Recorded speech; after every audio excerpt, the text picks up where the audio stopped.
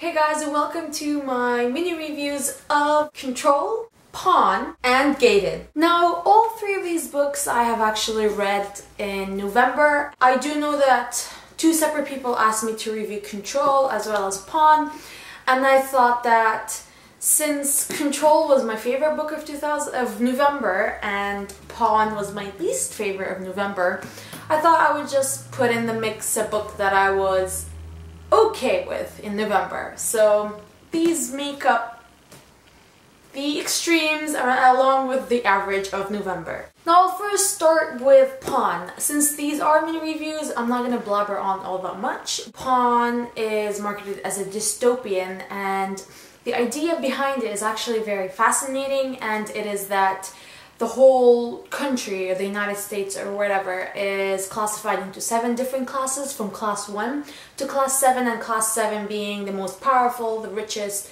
and actually only the royal family can have a class 7, and you actually get a tattoo at the back of your neck, basically, when you turn, I think, either 16 or 17. When you turn 16, no matter what class you're at, when you have to do a test, and that test can basically define what the rest of your life is going to be like.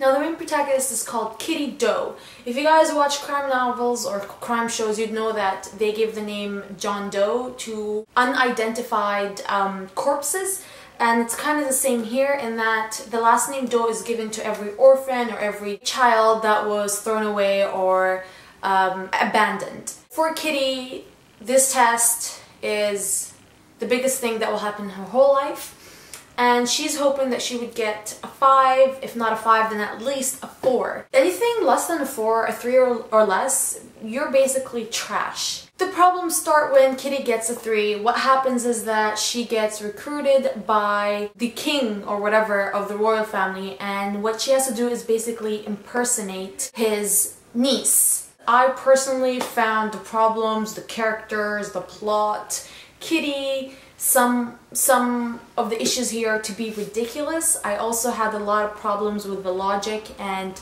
just the humanity of some of the people. Take Kitty, for example. When she was taken from the place when the king came or whatever, and she was taken, one of her friends saw her getting taken and saw the face of the king. And what happens to the friend is that one of his bodyguards kills her. And so when Kitty gets taken and she actually figures out that she gets killed, she starts justifying her friend's death in that she was at the wrong time at the wrong place. It's not really my fault, when technically it really is her fault, and all her friend wanted was to make sure that she's safe. So that's one. Another one is when she finds out that these rich people go to a place and hunt. By hunt, they don't hunt animals, they hunt invalids who are actual people. One of the people that the Prime Minister shoots or hunts was someone that she knew for such a long time. And she ends up crying for like a page, and then that's it. Done. Over. Next page. Let's move on. She does not bring it up again. I feel like it's very choppy. This whole book is choppy. It's not smooth. It's like people are robots. They feel one thing, and then when they have to feel another thing, that thing gets erased. And I just really disliked it in this book. I felt the characters were all fake. The whole twists and turns to be very lame. And to be honest, I really disliked Kitty. I disliked all the characters. There's not one single thing that I liked about this book, which is really disappointing and just unfortunate because the whole plot or the idea is actually really good, but it was wasted on this book. I ended up giving Pawn 1 star. Moving on to the next book, which is Gated. Gated is actually set in normal day right now, but it's set inside a cult. So the main protagonist, Lydia, has grown up in a cult since the age of 5, and now she's 17. So what's interesting about this book is that you get an insider look, or just a perspective from someone from the inside on this cult. Usually whenever I hear stories, about cults and like what goes on, I would think like don't these people have brains of their own? Can't they tell that what's going on is just crazy, or what's happening around them is crazy, or what their leader is talking is just crap? I used to always think that, but after I read this, I was just like, okay, yeah, that was very naive of me to say that, because initially when I started reading this, I just thought it was like set in a dystopian world.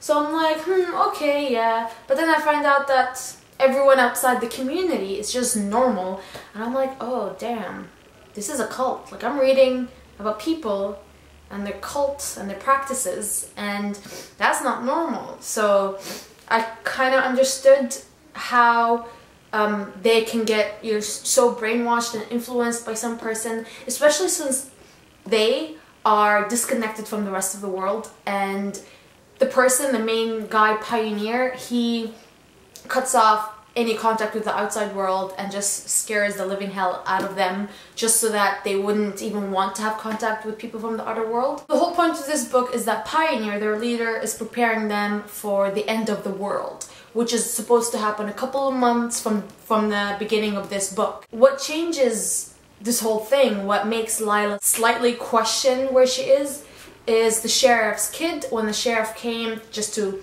take a look around the community and all that, and she had to give a tour to the sheriff's kid, that's when she starts to, I wanted to say to get interested in him, but I feel like she started to obsess about him, even though she already hasn't intended. And I feel like the story initially was really slow, and that 2/3 of the book was just her obsessing over the guy, and I was like, okay, when does she realize that this is all crap and that Pioneer has been brainwashing them? And that only happened in the last like 70 to 100 pages, so it took a while for things to actually start happening.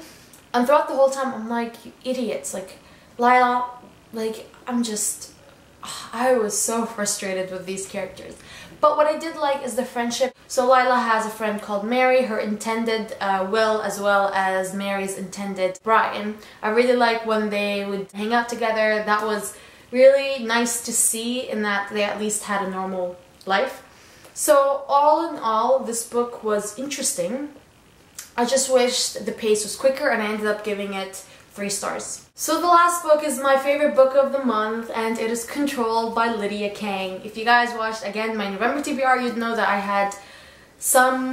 was a bit worried to read this book because of the whole romantic reads in bold lettering and bigger than the rest of the whole synopsis.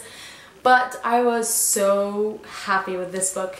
I couldn't put it down. I would read it anywhere I could, on the bus. I would ditch some of the shows that I'm watching just so that I can read this. I thought that this book was pretty amazing, and I don't think I had any problems with it, and I can't wait for the sequel. I gave this book 4.5 stars. We have the main protagonist, and her name is Zell, as well as her sister Delia. So what happens initially is that Zell and Delia's dad, they get into a car crash and he ends up dead. So after their dad dies, they are basically orphans now. However, suddenly in the hospital, Delia gets taken by these people, and even though Zell puts up a fight, she starts experiencing these really weird, impossible things, as if these people kind of have superpowers. Hint, hint. So Delia gets taken, and then Zell is hysterical, and then this woman shows up and she's like, okay, so you're coming with us. I know your dad would want you to come with me, and I couldn't get to your sister. I wish I could, but I couldn't. Zell comes with this woman to her house or whatever and meets these people. Now this is the shock of her life, because these people, one of them has 2 sets of arms, the other one has another head, another is like completely green, while a fourth is our mysterious love interest. We find out that there are these people that have extra superpowers. They think that Delia has a superpower, and that's why she got taken away.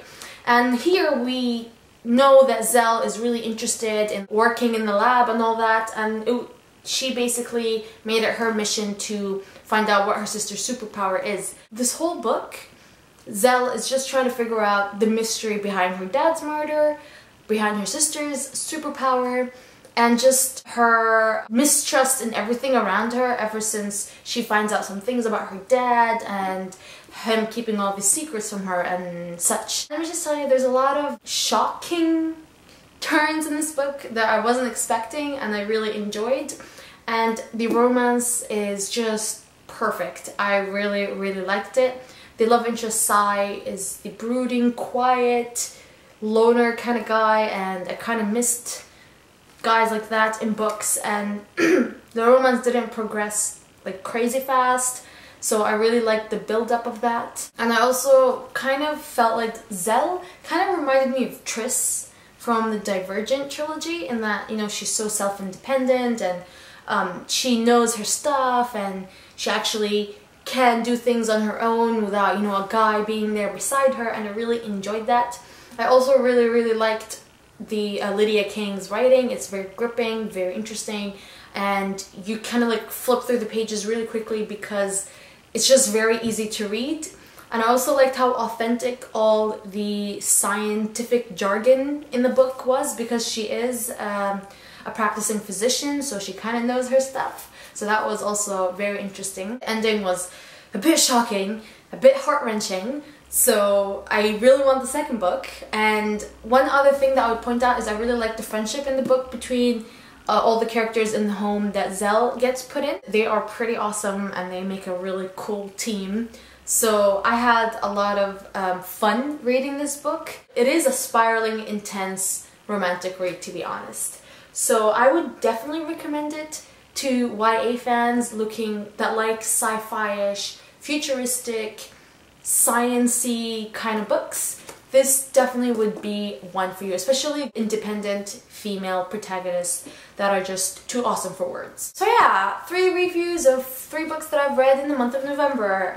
Let me know if you guys have read any of these books or you just don't agree with my opinion. I'd love to have discussions with you guys, because that's the whole point of me doing these reviews. Just one tiny point is that with the whole Google Plus and YouTube merging, I'm always having problems with some people that when I try to reply to their comments, YouTube tells me that I am not allowed to comment on this post, which is really weird because A, it's my post, and B, I replied on other different comments on the same post, but it lets me, but it wouldn't let me for other people.